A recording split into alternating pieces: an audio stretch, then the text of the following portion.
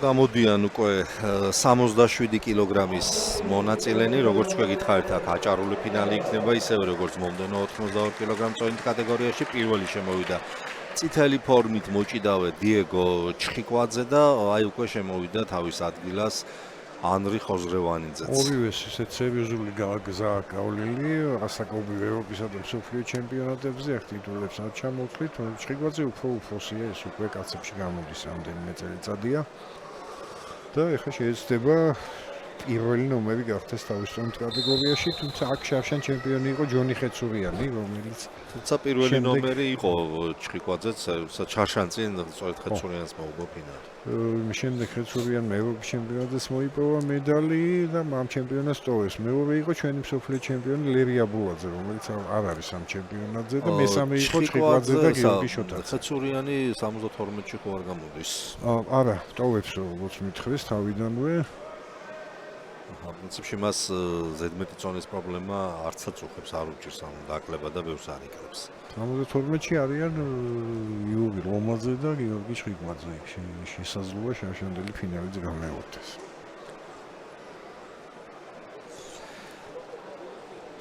პირველ ჯგუფში მიმდინარეობს ჩვენი შეხვედრა ძირითადად მთლიანად რაიმე სერიოზული გამწვავებებისა და გართულებების გარეშე არ წასულა არც ერთი ჯერჯერობით შეტევაზე.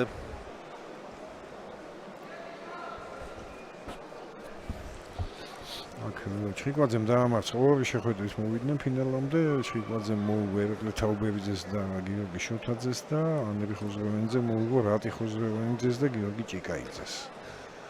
შოთაძე და რატი ხოზრევანიძე არიან აქ ბრინჯაოს პრიზიორები. ისე რომ კვარცხლბეკზე ორი ხოზრევანიძე ყველა ვარიანტში იქნება. აქ ახლა სწორედ ხოზრევანიძეს მიიჩნევენ პასიურად და შესაბამისად ერთი ქულა მიიღო ჩხიკვაძემ დიეგო, ხოზრევანიძე დგება ჩოგჯენში და ნახოთ. ხო, ანუ იღებს ქულას ზემოდან ტრიალის შანსს და უპირატესობას იმ შემთხვევაში თუ ერთი ტესტი დასრულდა ეს ოქთაბრძოლა, ოღონდ მეორე ნახევარში პირიქით ხოზრევანიძე მიიღო მეტოქის პასიურობისთვის ქულა. ამ შემთხვევაში უკვე უპირატესობა ენიჭება იმას, ვინც პირველი ქულა მიიღო. ის თავიდან წავიდა შეტევაზე ჩხიკვაძე, ერთი პირველი მცდელობა ვერ გამოიყენა, აი ახლა მეორე კარგი უჩანს, ხო, თითქოს სწავლება კარგად თავს. ხოზრევანიძე და ბოლო მცდელობა იქნება ეს წამოსწია დგომში თუ გადააგდებს ალბათ. წასით უნდა გადააგდოს. კარგად იცავს თავს მაინც ხოზრევანიძე მიიყვანა კიდეზე რო ერთი გარანტირებული ერთი ქულა მაინც ჰქონდეს, ჩვენივად იცავს თავს ხოზრევანიძე, მაგრამ მაინც გადააგდო, ნახოთ რა შეფასება იქნება ერთი ქულა თუ ორი. მგონი ორ ქულას აძლევს. აი, ორი ქულა მისცეს. სამი საიდან, სამი არ შეიძლება, იქნება ორი ან ერთი. ტაბლოზე არ არის ეს სწორედ. ხო, ერთი ქულა და ორი ქულა. კი ბატონო. მოგდიეთ. იქ მაინც დაბალი ტრაექტორით გადააგდო ბოლოს. დიდხანს ამზადა, მაგრამ მაინც გადააგდო, იქნებოდა 4 ქულა. შეიძლება თქვათ, რომ ხოზრევანიძემ არ გადაიცვა თავი, მაგრამ ბევრითაც ჩამორჩა. სამი ქულა ისე ბრძოლაში ბევრი.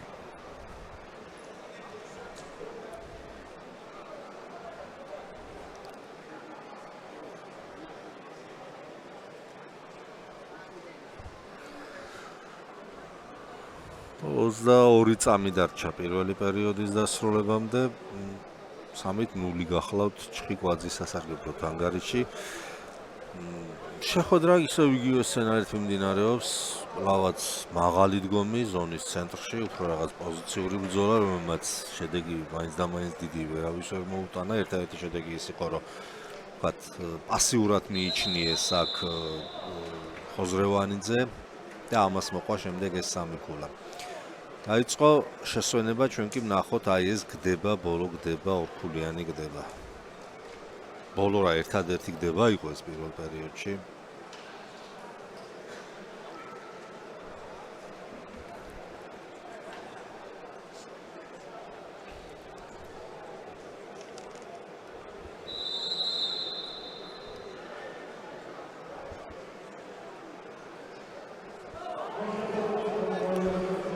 დამთავრდა შესვენება და იწყება მეორე პერიოდი.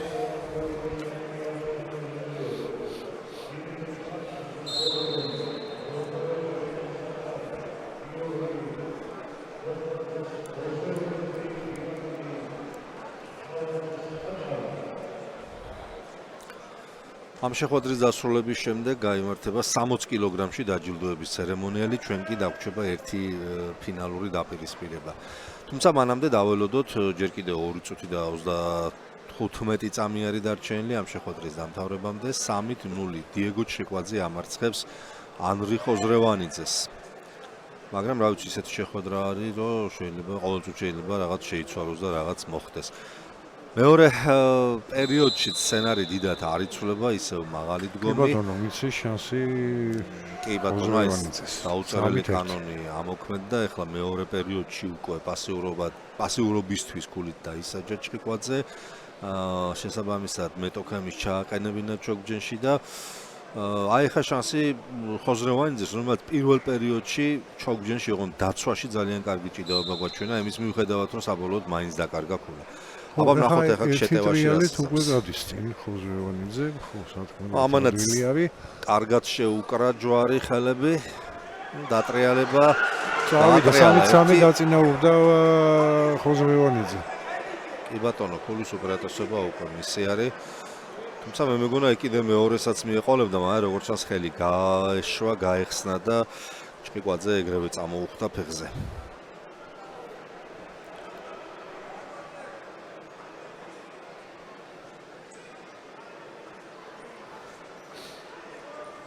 ჯებები ესაჭიდაო, მაგრამ ხომკეთრად უნდა გააქტივდეს ჩრიკვაძე.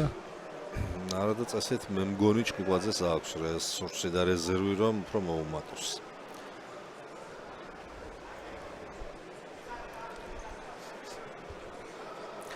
თუმცა ჯერჯერობით ასეთ ჩვენ ვერ ხედავთ, პირიქით აი უფრო ხოზრევანიძე უფრო აქტიურობს.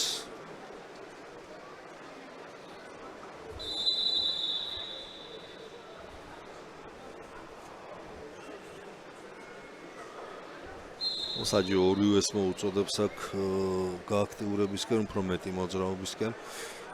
ბოლო წუთის დაიწყება მალე ჯერჯერობით ესეც საერთოდ ისეთია, ისეთ მკვეთრი აქტივობა ჩრიკვაძეს მხრიდან არ შეიმჩნევა უფრო სწორად ესე იქნება ნათქვამი. ხოზრევანიძეს კარგად ხავს მისი ხელები გაკავებული. 55 წამი. საკმაოდ ტაქტიკურად თუ პოზიციურად საკმაოდ კარგად ჭიდაობს ხოზრევანიძე, მეტოქეს არ აძლევს შეტევის საშუალებას. შეტევის კი არა, საერთოდ გაქანების საშუალებას არ აძლევს ძალიან. ხო, ეს ერთ ხელი, ორი ხელი დაბლოკილია. ჭიდრო იმაზე ყავს რა, მიბმული თუ შეიძლება ასე ითქვას, მანძილზე მეტოქე. ნახევარ წუთზე ნაკლები.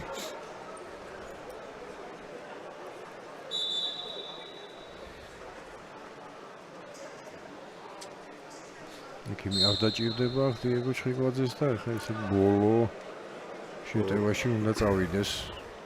და 16 წამი გასაძლები ხა ანრი ხოზრევანიძეს და შეიძლება ახალი ჩემპიონი ყვავდეს ამ წონით კატეგორიაში. თუმცა დიეგო აქ შედარებით გააქტიურდა, მაგრამ არა ისე რომ რაღაც რეალური შეფათი შეუქმნას. აი ხა მოინდომა თავზე გადახტომაც და მოიგერიე ძალიან იოლად ანრი ხოზრევანიძემ და გახდა კიდეც საქართველოს ჩემპიონი. ახალი ჩემპიონი იყო 67 კილოგრამში ანრი ხოზრევანიძე, არ ვიცი ხეს რამდენად არის მოულოდნელობა, ახალი ჩემპიონი და აი ახალი კონკურენტი ამ წონის დავაში, უნდა გვაუწყდება რომ ამ წონაში ჯონი ხეცურიანის ჭიდაობს ძალიან ძლიერი და ანგარიშგასაწევი სპორტსმენი და თუ აქამდე ძირითადად დიეგო ჩრიკვაძე და ხეცურიანი იყვნენ გამოკვეთილი პირველ-მეორე ნომრები, აი უკვე ანრი ხოზრევანიძეც ჩაერია მათ დავაში. თუმცა აქ ისიც ვთქვათ, რომ კაცმა არ იცის რა მოხდება, ვთქვათ, გაზაფხულ ამ თუნდაც ევროპის ჩემპიონატამდე საერთაშორისო ტურნირებში ვინ როგორ გამოიჩენს თავს. ჩემპიონობა როგორც ყოველთვის არ ნიშნავს გარანტირებულ ადგილს ნაკრებში, იმიტომ იქამდე შერჩევა იქნება კიდევ. უბრალოდ ეს 82 კილოგრამი. პირველი ნაბიჯი არის, რომელიც აუცილებლად გადასადგმელია, თორემ ნაკრებშიც ვერ მოხდება. კი ბატონო, ეს ანრი იყო შავშან ევროპის ჩემპიონი იყო 23 წლამდელებში და მსოფლიოს ფინალისტი, ასევე 23 წლამდელებში და ეხლა უკვე გახდა კაცებში საქართველოს ჩემპიონი. ხეკი 82 კილოს ფინალი, იქამდე დაჯილდოება იქნება, მანამდე წარმოგიდგენთ. ძალიან ისე იმათ არც გამოუხატია პრაქტიკულად ხოზრევანიძეს რაიმე ემოცია და გამარჯვებით გამოწვეულს. თანახალახელები არიან, შეიძლება მეგობრობენ. არა, გასაგებია თანახალახელები არიან, მაგრამ როცა ასეთ აღიარებულ ფავორიტს და გამოკვეთილ ფავორიტს ამარცხებ, თან ჩემპიონი ხდები, ну სადაც არ უნდა ხდებოდე.